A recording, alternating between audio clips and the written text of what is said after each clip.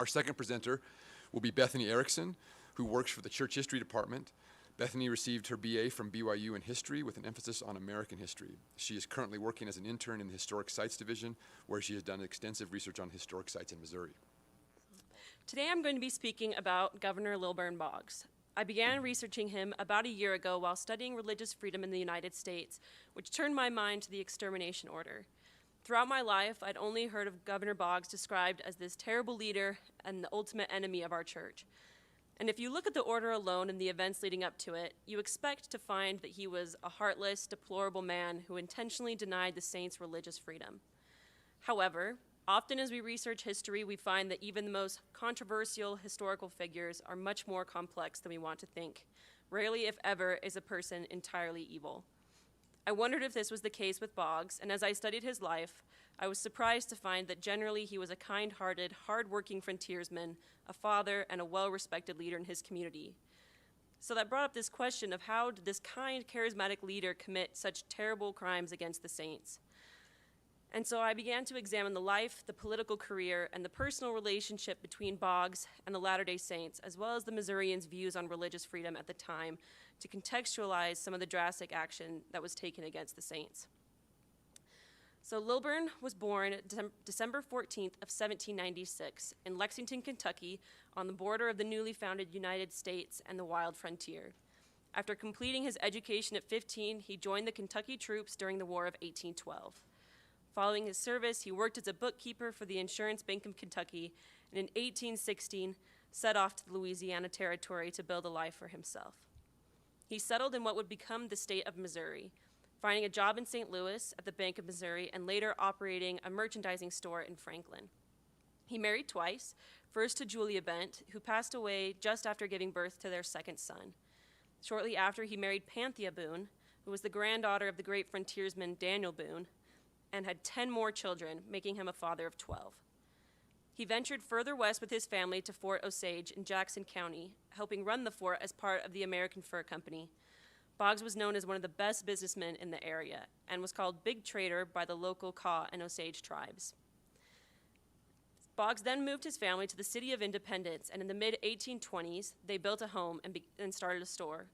His son William later described his father's influence in Independence, saying he was judge, lawyer, merchant, doctor, and friend to all.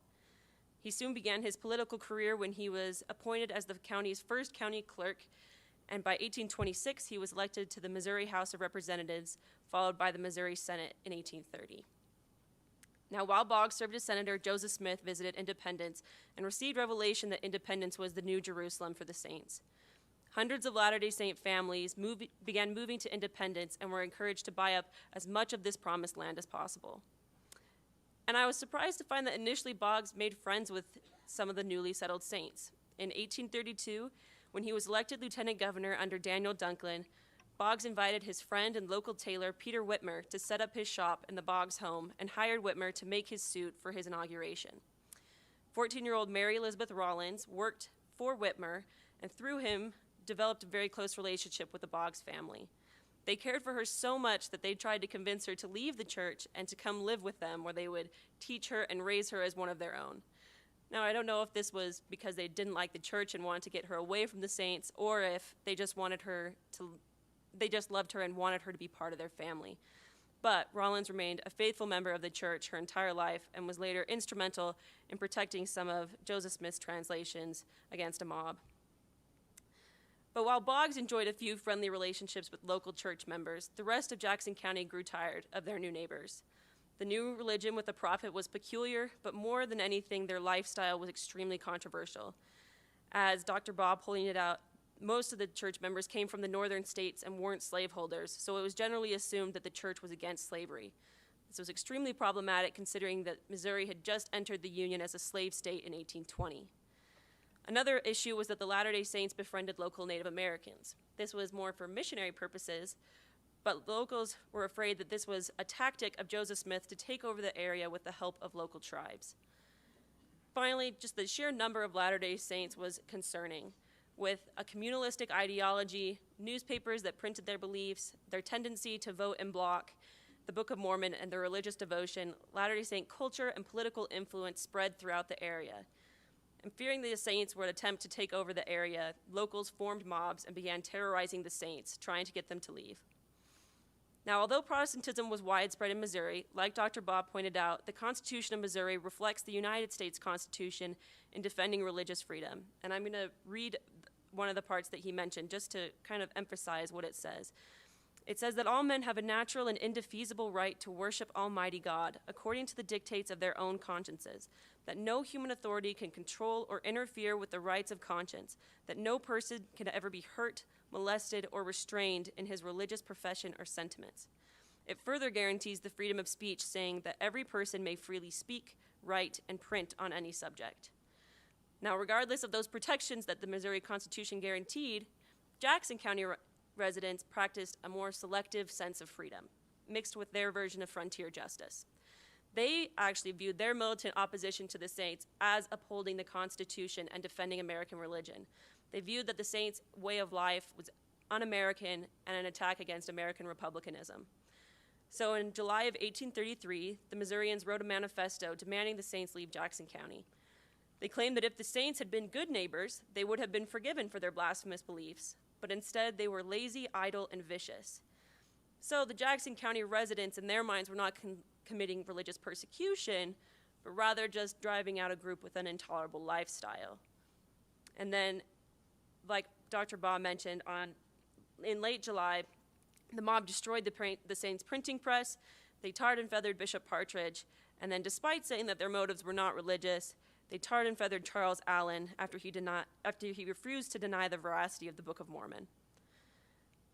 And some sources indicate that Boggs actively encouraged and even personally participated in the violence. But interestingly, his son William always denied that his father was directly involved in the violence. However, I found an account written by William where he talked about how he witnessed the tarring and feathering of Bishop Partridge when he was 6 years old. Now, that doesn't necessarily mean that his dad was there with him, but the fact that he was 6 years old likely implies that whatever adult that he was with was either okay with the violence, if not participating in the violence. The saints, on the other hand, firmly believed that Boggs took an active role in the persecution. Joseph Smith accused Boggs of aiding the mobs in driving out the saints and telling the saints, "You know what our Jackson boys can do, and you must leave the county." Now, whether or not Boggs had personal issues with the religion itself at that point is unknown, but with Boggs wanting to be elected as Dunklin's successor in the next gubernatorial election, it behooved him to side with the more popular stance of opposing the saints.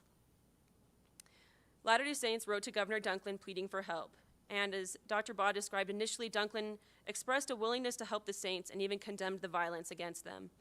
However, while he promised to help reinstate them in their homes in Jackson County, he couldn't guarantee their safety because Dunklin couldn't leave an army there to protect the saints, meaning that a mob could just return and drive them out again.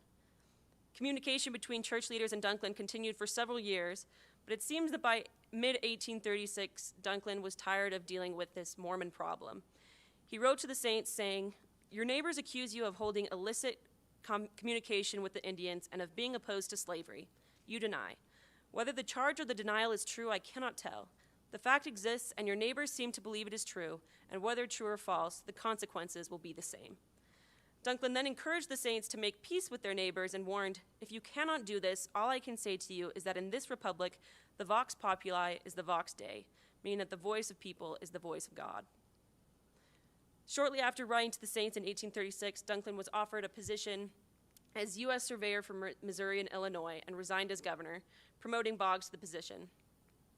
To Missourians, as governor, Boggs was outgoing, hospitable, and friendly. They described that his parlors in the governor's residence were always full, and his hospitality became proverbial.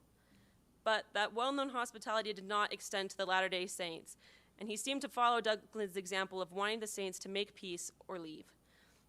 After leaving Jackson County, the Latter-day Saints settlements grew in other counties throughout 1836 to 1838. As the numbers of saints increased, other settlers became alarmed and again took up arms against the saints.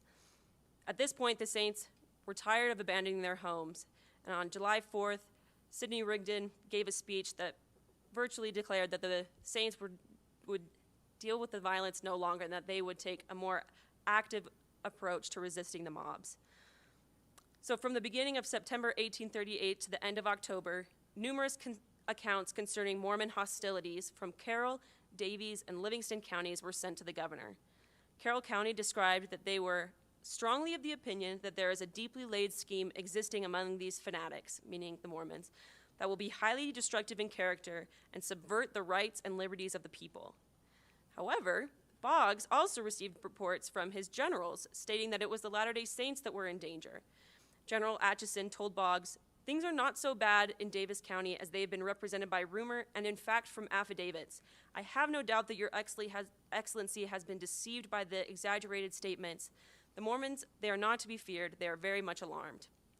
General Samuel Lucas also reported to Boggs that it was the citizens of Carroll County that were the aggressors. He said that if there was a fight, those base and degraded beings, meaning the Mormons, would be exterminated from the face of the earth. Nothing but their blood would satisfy the Carroll County citizens. But with so many conflicting stories, the final straw for Boggs was the skirmish that took place at Crooked River in October of 1838. When a group of men came against the Saints responded and attacked what they believed was another mob, but was actually the Missouri militia. To Boggs, this was an act of open rebellion. He issued Missouri Executive Order 44 to General John B. Clark, saying the Mormons must be treated as enemies and must be exterminated or driven from the state if necessary. Boggs's order was unprecedented, and it's the only time in United States history when the government has declared extermination on a group of its own citizens. And even the Saints that weren't actively participating in the aggression were now at risk and were to be treated as enemies and deprived of their constitutional protections. Only a few days after the order was issued, the Haun's Mill Massacre took place in Livingston County. A group of 200 militia attacked the small settlement and brutally murdered 14 men and 3 boys, with 13 others injured. Although the militia likely didn't know about the executive order just yet, the massacre illustrated the horrors that the order allowed.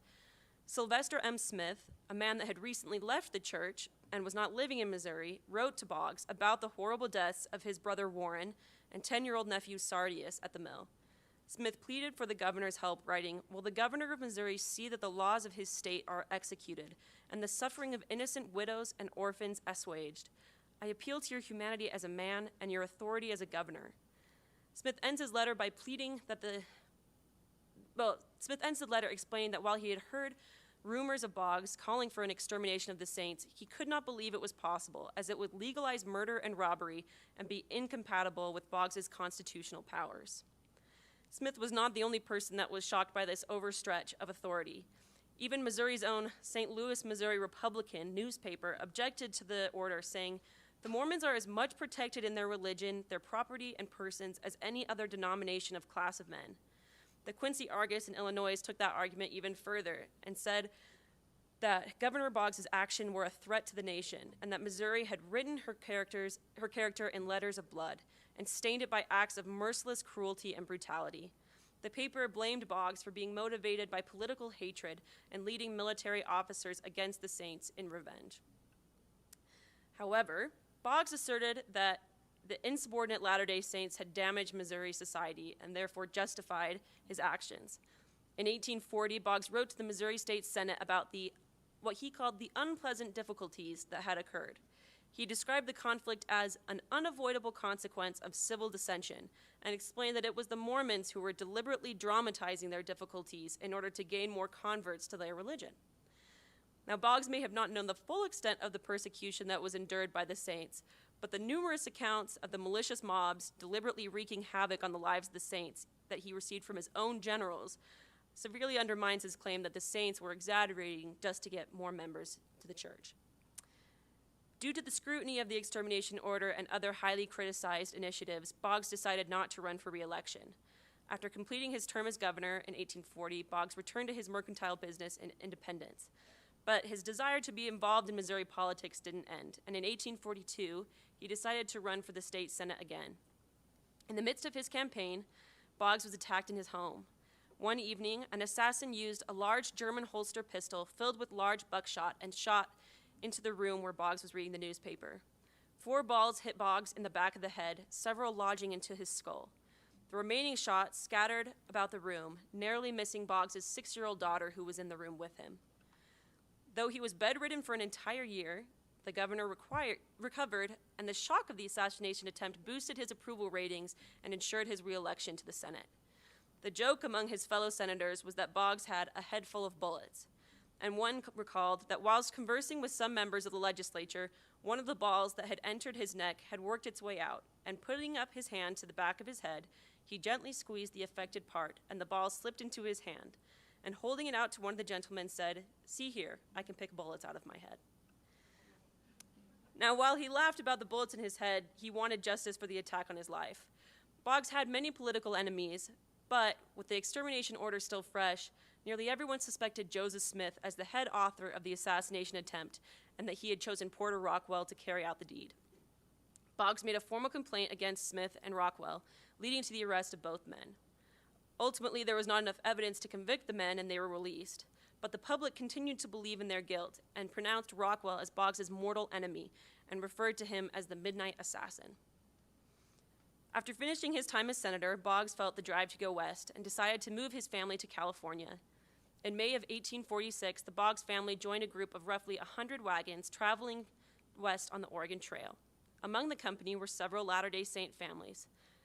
Now, naturally, the Latter-day Saints families were a little bit nervous about traveling with Boggs, but instead of resentment between the families, they enjoyed each other and became close friends as they traversed the plains together. Another group of families that was in that party were the Donner and Reed families, who Boggs personally tried to convince to stay on the Oregon Trail and not take the shortcut through Utah, and was devastated when he later found out about the tragic ending to those families. Boggs reached Sacramento and settled in Sonoma, where he began another mercantile business. Shortly after, he was offered the position of alcalde, the Spanish title for mayor, over the Northern District of California, making him the highest civil authority. During his 3-year service, Boggs once again had Latter-day Saints under his jurisdiction. Considering the violence that had occurred only a few years before, many Latter-day Saints were afraid Boggs would again turn against them in California. However, Boggs stated that as long as they kept the law, the Saints would have no need to fear. Now, that's surprising that Boggs maintained such a cordial relationship with them in California after such deep conflict in Missouri. Now, this may have been partially because Boggs was less personally invested in the politics of California than he was in Missouri, which made the Saints less of a threat to him. Reception of the Latter-day Saints in California was generally positive, and that may have encouraged Boggs to reconsider his opinion of them. Not only would that have helped him politically, but also financially, as the Saints would have shopped at his store. So although he's primarily remembered as the infamous governor of Missouri, who was the enemy of the Saints, there is much more to the story of Lilburn Boggs. At his core, he was a frontiersman that traded furs, settled new territory, and actively participated in politics. To many who knew him personally, he was hospitable, outgoing, and capable, serving in many varied positions in his communities. In some aspects, he appeared to be an ideal American man. However, as governor, his responsibility was to uphold the Constitution of Missouri, which guaranteed the freedom of religion and speech. However, when presented with this peculiar group of people that were settling large communities in his jurisdiction and threatening the social contract of Missourians, he, like many Americans, revealed a shallow commitment to those freedoms. The result was the Extermination Order, a flagrant violation of human rights. In 1976, 138 years after its passing, Governor Christopher Bond of Missouri officially rescinded the order, stating, "Governor Boggs' order clearly contravened the rights to life, liberty, property, and religious freedom as guaranteed by the Constitution of the United States, as well as the Constitution of the State of Missouri." Now, while the Latter-day Saints and many other Americans viewed the order as a representation of Boggs' personal hatred toward the religion, his relationship with them both before and after the war with the Saints indicates that his motivation was likely more political. With anti-Mormon sentiment widespread throughout Missouri, it befitted Boggs to placate his fellow Missourians at the expense of the Saints. Exaggeration of Latter-day Saint violence only exacerbated the problem, and Boggs viewed them as a threat. However, once he left Missouri and had positive experiences with the Saints in California, his perception improved. No longer were the Saints his enemy, but instead simply fellow Americans trying to build successful lives in California. And I'm not saying that Boggs was a great man or saying that what he did was okay, but ultimately, he has proven to be a complex figure in both Missouri and Latter-day Saint history. His life and political career illustrate the triumphs of the developing days of America, as well as the struggles and intricacies of protecting religious freedom when it seems to conflict with the status quo.